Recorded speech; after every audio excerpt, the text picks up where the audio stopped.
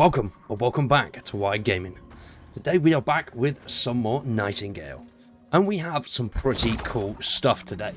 Now, if you are aware of Nightingale, then you might know that the devs held a Q&A sort of session through Discord, and we got some pretty spicy stuff through that Q&A. What we're going to do today is I'm going to go through all of the items that they've actually answered, and we'll see what we've learned. There's quite a few new bits in there that are very interesting, a lot of quite good questions as well. So if you do want some more Nightingale information, subscribe to the channel, drop a like on the video, I greatly appreciate it. Now, they are going to be doing a whole host of these questions for devs through their Discord. So if you do want to participate and you want to get some questions out there, head over to their Discord. The link is in the description down below. So they picked 25 questions to answer, which were pretty much a mix of everything from building, combat, playtest servers, survival, loads of random stuff. There are some pretty cool ones in there and some pretty generic ones, but we're going to go through each and every one because I have a feeling a lot of people might want to know quite a few of these answers. Now, for building, let's jump straight in and we'll go through. In the background, if you haven't seen it, there is some Nightingale footage going on. If you do want to check out some more Nightingale, then have a look on the channel. There is a few videos out there already. Very excited for this game. Now, first one. The most recent gameplay trailer shows a Zeppelin near the end. Are there capabilities planned for the vehicle, and will there be air combat? So, the devs have said there will be airships in the game at early access launch, but not as player-facing vehicles. Now, I don't know if we will see any sort of vehicle. It would be nice to, but we shall see. Buildings and constructible furniture items. Do these recipes all serve a purpose, or is there going to be a lot of cosmetic-only pieces? There is a big problem in other games of the genre, and if you feature first kind of person, will furniture like beds and chairs be interactable, and will be able to physically sit and lie down? And do players... Are you rewarded players that choose to invest in resources in decorative and world-building elements? And also, will your AI companions be found interacting with them? So buildings will provide respite from bound attacks. As for the variety of building styles, right now different styles are mostly cosmetic. As for furniture pieces, we are currently working out what functionalities we can implement in time for the early access launch. Next up, will you be able to pick your build back up after placing pieces, or is there a timer? Currently, player-placed pieces can be destroyed by you or your party members after they are built. This destruction will give you some of the resources back for reuse. So there is a deconstruction feature to the building element, but you will not get full resources back. So, you know, that's pretty standard with a lot of games, really. Now, can we edit existing structures or only build around them? Yes, we are working on this functionality for early access. Pretty cool. We will find structures dotted around the realms, so it would be nice to be able to play around with those and put your own sort of twist and style onto them. What can we expect from the crafting and building system? Are there any specific games you took inspiration from in developing it? We do get inspiration from a lot of games in the genre and complementary genres. Realmwalkers will be given some basic recipes for crafting and schematics for building when they start, but you will be able to discover new schematics by collecting certain materials, talking to NPCs, or completing quests. Will there be a recycle or dismantling system for items crafted in-game? Currently, you can dismantle build structures like crafting benches and walls, but you can also destroy and repair crafted tools. So that is it for the building. I would have liked to know a little bit more. I would like to know how the actual building system works. Is it going to be something like The Forest? Or is it going to be something like 7 Days to Die? I mean, I'm assuming it would be something similar to The Forest. I'd like to see somewhere in between The Forest and that there. I think The Forest is great for building, but it also is a very, very lengthy procedure. So I'd like to see something that's not as lengthy, just a little bit smaller. Next up is combat. Now there's only 2 questions in combat, which is a little bit disappointing, really. Are there bosses that can be fought as a group, or will it be possible to completely solo the game with enough preparation? Now, this is something that I'm looking forward to, this game, and it is brilliant. because their intention is that solo players will be able to play the entire game by themselves, but solo completionists will be in for a challenging experience. So for the casual player that just wants to go through the standard gameplay, get the main quests done, try a little bit of building, you can do it. But if you want to get everything and do it all, it is going to be quite difficult. Now, for something that I've not really done with my community, we might do servers. Not 100% sure yet. I don't know how that works. My knowledge in that area of gaming is not the greatest, so I am going to try and learn some stuff into that so I can start to integrate community servers for the wide community. A lot of people have asked things about that before, so we've done it on Survive the Nights, but I didn't host the server. We have a guy, an awesome dude, who hosts the server there, and the wide community, we will go over there and plan that together. So it is something that I'm looking to in the future. Now, what will base defense look like, if any? As it is now, players can set up barricades or structures to keep out bound or other creature attacks. Players can then attack the bound from a safe distance using ranged weapons. This is something that's constantly evolving, and we will be showing more in the future. So that is it for the combat side, which once again I'd love to have seen more. Now, a lot of the questions, there's a lot of survival questions. I think there's 5 survival questions in total, whereas building there was 5, but combat playtests there's only 2 of each.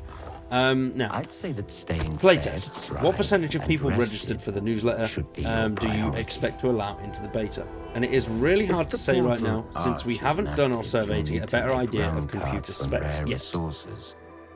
Unlikely, but is there any chance that invitations for playtests could include the option to invite a couple more people to co-op, as playing with friends is usually the most fun way of playing these kinds of games?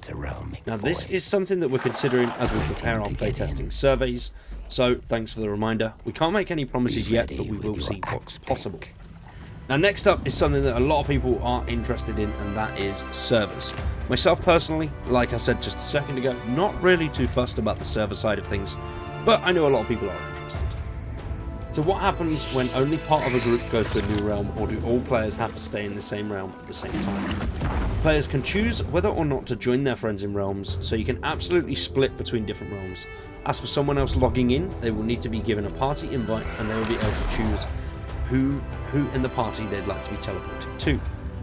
Will world save data be hosted in the cloud such that any previous player can start the world when no one else is hosting, or will the save be tied to the original host and only accessible by that player hosting? Yes, world save data is hosted in the cloud. The world save will be hosted by a specific player. Other players in your party will be able to continue playing if the host disconnects, but they won't be able to spin it up themselves. Okay, so everybody needs to be on at the same time to start it. Well, not everybody, the host needs to be on at the same time to start it, but if the host leaves, you can continue. Alright, I don't know how long that would last, like the continuation, because obviously it's a disconnect. Which, I don't know, we'll see. Dedicated servers are still being worked on, but is there any info you can supply regarding them? Player cap, server specs, etc. Right now, we're looking at between 6 to 10 players in the realm.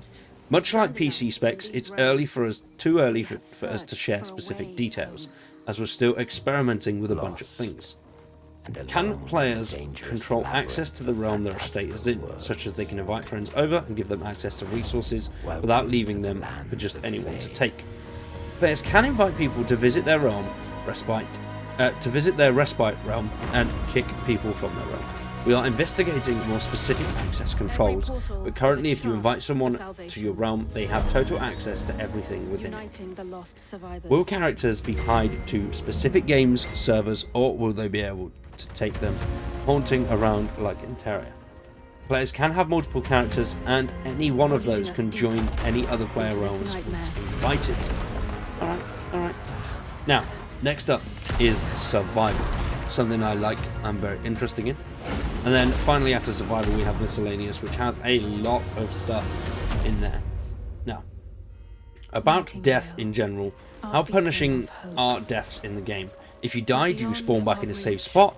And do you drop your inventory in the spot you died? Or do you lose all of your inventory?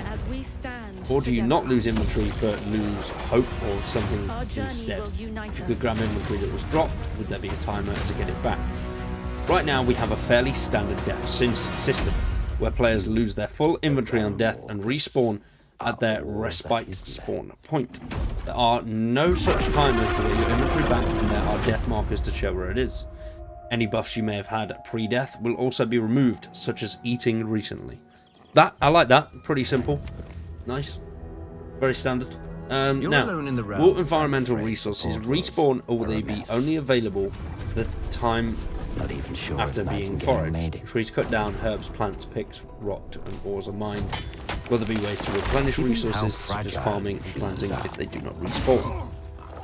Most resources... That's a big word for me, apparently. Most resources don't respawn naturally. The main way to get additional resources is to venture into further realms. You can activate the portal. Okay. So basically there's going to be a lot of grinding out there to get these resources.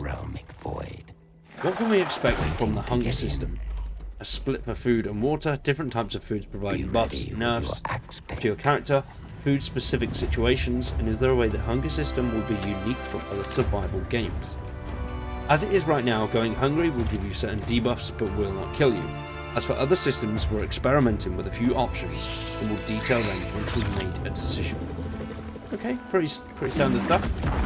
Now, on to miscellaneous, which there's not really too much about actual game. It's just general questions such as what will the game look like, what was the trickiest part about designing. So if you do want to check that out, definitely head over to the Discord. But there are a few ones that I do like to see. How much and what kind of narratives are you going for when building the game? I'm a lore lover, and will this game have deep lore? Nightingale is a Gaslamp Fantasy universe, so expect some mysticism and a darker tale of survival. Some of the narrative will be told through environments, some of it through codex entries, and some of it will be through NPCs. We will show off more of this clearly closer to the launch. Our narrative team has put a lot of work and thought into building the world of Nightingale, and we are excited to share it throughout development with you. Anything more about how using magic will work? What type of magic will be in the game, like directional, fire, and traps? As humans lack innate magical abilities, spells need to be tethered to a weapon or tool crafted in the realms, but be warned, using spells will use up some of the durability. We will have additional details about how many spells are in their natures closer to launch, as they are still in development. Will Nightingale have mod support for a more customizable player experience? We are still looking into this one, and we will have a definitive answer closer to early access. How in-depth with settlement and village building be? Will it have size limitations, and how much of the 2 squared kilometers area of the limit will be? If so, can NPCs build for you via something like a project board, as long as you provide the materials? Currently, players can build wherever they like, landscape and other natural features permitting. We are working hard to ensure performance is maintained, even with very complex player-built structures. Next up, will there be plans to mounts, tamed animals, pets, that kind of stuff, or other transportation systems? Pets and mounts are 2 different systems in our game. Pets have been prototyped, but we haven't moved them into production. The mounts have not been looked at to any significant degree, but we would love you to have pets for early access. So that is the end of the first round of questions. If you do want to participate, as I said, definitely head over to their Discord. There are questions for devs, where you post your questions in there, and then dev answers is where you can find all the stuff that I have just listed. Pretty cool. I do like that we've learned a little bit more today. Hopefully we get quite a lot more sooner, but we shall see. For today though, ladies and gentlemen, I hope you've enjoyed. If you are a fan of Nightingale and you want to see some more, subscribe to the channel, drop a like on the video, I'd greatly appreciate it. If you do want to support the channel a little bit further, consider sharing the video and also checking out the members. Data. I've How been Wayne. You've been fragile awesome. you Thanks for feel watching, that. and we'll see you very soon with some more.